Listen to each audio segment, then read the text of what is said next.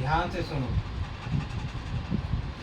एक समय योगी राज नारद जी दूसरों के हित की इच्छा से अनेकों लोगों में घूमते हुए मृत्यु लोक में आ पहुँचे। यहाँ अनेक योनियों में जन्मे हुए प्राय सभी मनुष्यों को अपने अपने कर्मों द्वारा अनेक दुखों से पीड़ित देखकर सोचा, किस रत्न के करने से निश्चय ही दुखों का नाश हो सकेगा। ऐसा मन में सोचकर विष्णु लोक को गए। वहाँ श्वेत वर्ण और 4 भुजाओं वाले देवों के ईश नारायण का, जिनके हाथों में शंख चक्र गदा और पद्म थे तथा वरमाला पहने हुए थे, देखकर स्तुति करने लगे। हे भगवान, आप अत्यंत शक्ति से संपन्न है। मन तथा वाणी भी आपको नहीं पा सकती। आपका आदि मध्य अंत नहीं है। निर्गुण स्वरूप सृष्टि के कारण भूत व भक्तों के दुखों को नष्ट करने वाले हो, आपको मेरा नमस्कार है। नारद जी से इस प्रकार की स्तुति सुनकर विष्णु भगवान बोले कि हे मुनि श्रेष्ठ, आपके मन में क्या है? आपका किस काम के लिए आगमन हुआ है? निसंकोच कहो। तब नारद मुनि बोले, मृत्यु लोक में सब मनुष्य जो अनेक योनियों में पैदा हुए हैं, अपने कर्मों के द्वारा अनेक प्रकार के दुखों से दुखी हो रहे हैं। हे नाथ, मुझ पर दया रखते हो तो बतलाइए कि उन मनुष्यों के सब दुख थोड़े से ही प्रयत्न से कैसे दूर हो सकते हैं। श्री भगवान जी बोले, हे नारद, मनुष्यों की भलाई के लिए तुमने बहुत अच्छी बात पूछी है। जिस काम के करने से मनुष्य मोह से छूट जाता है, वह मैं कहता हूँ, सुनो। बहुत पुण्य देने वाला स्वर्ग तथा मृत्यु लोक दोनों में दुर्लभ एक उत्तम है। आज मैं प्रेम वश होकर तुमसे कहता हूँ, सत्यनारायण का यह व्रत अच्छी तरह विधि पूर्वक करके मनुष्य तुरंत ही यहाँ सुख भोग कर मरने पर मोक्ष को प्राप्त होता है। श्री भगवान के वचन सुनकर नारद मुनि बोले कि उस व्रत का फल क्या है, क्या विधान है, और किसने यह व्रत किया है, और किस दिन यह व्रत करना चाहिए, विस्तार से बताइए। भगवान बोले, दुख शोक आदि को दूर करने वाला, धन धान्य को बढ़ाने वाला, सौभाग्य तथा संतान को देने वाला यह व्रत सब स्थानों पर विजय करने वाला है। भक्ति और श्रद्धा के साथ किसी भी दिन मनुष्य श्री सत्यनारायण की शाम के समय ब्राह्मणों और बंधुओं के साथ धर्मपरायण होकर पूजा करे। भक्ति भाव से नैवेद्य, केले का फल, घी, दूध और गेहूं का चूर्ण सवाए ले। गेहूं के अभाव में साटी का चूर्ण, शक्कर तथा गुड़ ले और सब भक्षण योग्य पदार्थ जमा करके भगवान के अर्पण कर दें तथा बंधुओं सहित ब्राह्मणों को भोजन कराएं। पश्चात स्वयं भोजन करें। नृत्य गीत आदि का आचरण कर सत्यनारायण भगवान का स्मरण करता हुआ समय व्यतीत करें। इस तरह व्रत करने पर मनुष्य की इच्छा निश्चय पूरी होती है। विशेषकर कली काल में भूमि पर यह मोक्ष का सरल उपाय है। समझा आप लोगों ने?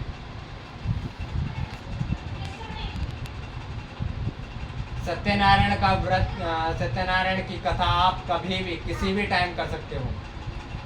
ब्राह्मणों द्वारा, बंधुओं सहित, आपके जो भाई बंध हैं, रिश्तेदार हैं, उनके साथ ये करना चाहिए। रात में इनका नृत्य करना चाहिए, इनको प्रसन्न करना चाहिए। पहले अध्याय में सूत जी ये कह रहे हैं कि नैवेद्य मतलब मिठाई, फल, दूध, दही, घी, चीनी, प्रसाद, इनसे आप करें, है कि नहीं? जो चीज यहाँ पर सब उपलब्ध है, अभी मिठाई है, केले हैं, दूध है, दही है, घी है, शक्कर है, शहद है, सभी चीज उपलब्ध है यहाँ पे। तो पहले अध्याय में यही कहते हैं सूत जी। अब दूसरे में कहते हैं, सूत जी बोले, हे ऋषियों, जिसने पहले समय में इस व्रत को किया है उसका इतिहास कहता हूँ, ध्यान से सुनो। सुंदर काशीपुरी नगरी में एक अत्यंत निर्धन ब्राह्मण रहता था। वह भूख और प्यास से बेचैन हुआ नित्य पृथ्वी पर घूमता था। ब्राह्मणों से प्रेम करने वाले भगवान ने ब्राह्मण को दुखी देखकर बूढ़े ब्राह्मण का रूप धर उसके पास जा आदर के साथ पूछा, हे विप्र, नित्य दुखी हुआ पृथ्वी पर क्यों घूमता है? हे श्रेष्ठ ब्राह्मण, यह सब मुझसे कहो, मैं सुनना चाहता हूँ। ब्राह्मण बोला, मैं निर्धन हूँ, भिक्षा के लिए पृथ्वी पर फिरता हूँ। हे भगवान, यदि आप इसका उपाय जानते हैं तो कृपया कहो। वृद्ध ब्राह्मण बोला कि सत्यनारायण भगवान मनवांछित फल देने वाले हैं, इसलिए ब्राह्मण को उनका पूजन कर, जिसके करने से मनुष्य सब दुखों से मुक्त होता है। ब्राह्मण को व्रत का सारा विधान बतलाकर बूढ़े ब्राह्मण का रूप धारण करने वाले सत्यनारायण भगवान अंतर्धान्य हो गए। जिस व्रत को वृद्ध ब्राह्मण ने बतलाया है मैं उसको करूँगा, यह निश्चय करने पर उसे रात में नींद भी नहीं आई। वे सुबह उठकर सत्यनारायण के व्रत का निश्चय कर भिक्षा के लिए चला गया। उस दिन उसको भिक्षा में बहुत धन मिला, जिससे बंधुओं के साथ उसने सत्यनारायण का व्रत किया। इसके करने से वह ब्राह्मण सब दुखों से छूटकर अनेक प्रकार की संपत्तियों से युक्त हुआ। उस समय वह ब्राह्मण हर मास व्रत करने लगा। इस तरह सत्यनारायण भगवान के व्रत को जो करेगा वह सब पापों से छूटकर मोक्ष को प्राप्त होगा। आगे जो पृथ्वी पर सत्यनारायण का व्रत करेगा वह मनुष्य सब दुखों से छूट जाएगा। इस तरह नारद जी से नारायण का कहा हुआ यह व्रत मैंने तुमसे कहा है। हे विप्रो, अब और क्या कहूँ। ऋषि बोले, मुनीश्वर, संसार में इस ब्राह्मण से सुनकर किसने इस व्रत को किया है, हम वह सब सुनना चाहते हैं। इसके लिए हमारे मन में श्रद्धा है।